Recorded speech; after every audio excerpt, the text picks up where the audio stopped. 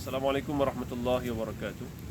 Alhamdulillahilladzi khalaqas samawati wal ard wa ja'ala adh-dhulumati wan nur thumma alladhina kafaru bi rabbihim ya'dilun.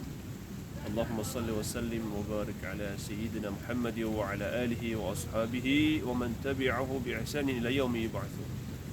Kaum muslimin dan muslimat dimanapun anda berada, mari sama-sama kita menjaga perkara-perkara yang menjadikan kita termasuk orang-orang yang beruntung. Karena Allah Subhanahu wa taala telah mengingatkan kita semua agar kita tidak termasuk orang-orang yang rugi. Allah berfirman, wal 'asr innal insana lafi khusr. Demi masa, sesungguhnya manusia berada dalam kerugian.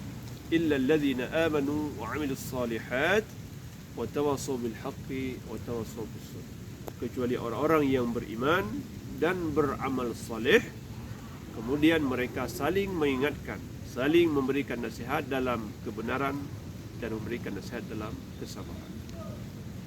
Rasulullah SAW menyampaikan beberapa di antara amal saleh, tuntunan bagi orang-orang yang beriman.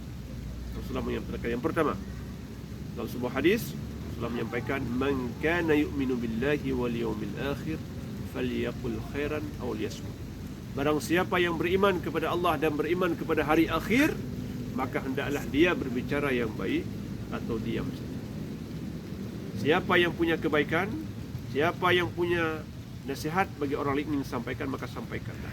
Apabila kita tidak memiliki bahan yang baik, yang benar, yang tepat untuk kita sampaikan, yang apabila kita menyampaikan itu menyakiti orang lain, ataupun bahan-bahan yang tidak bermanfaat, maka jangan pernah disampaikan, diam saja.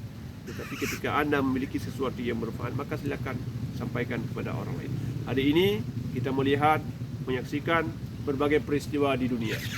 Kita punya handphone, kita punya alat untuk menyampaikan kepada orang lain. Sebelum kita sebarkan, kita lihat apakah itu bermanfaat atau tidak. Kalau itu bermanfaat, kita sampaikan.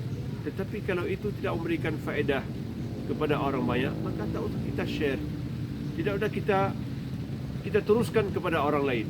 Apa manfaatnya? Kita lihat berapa banyak hari ini orang yang melakukan jaga jarak dengan orang lain.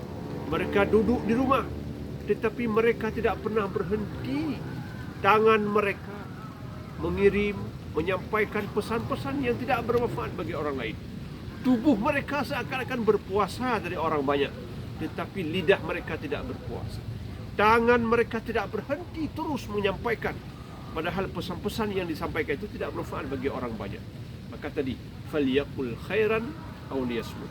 Anda menyampaikan yang benar, yang bermanfaat, atau Anda diam saja. Maka hari ini, walaupun kita punya HP, kita punya sarana untuk mendapatkan informasi yang banyak, tetapi informasi itu tidak mesti kita teruskan kepada orang lain.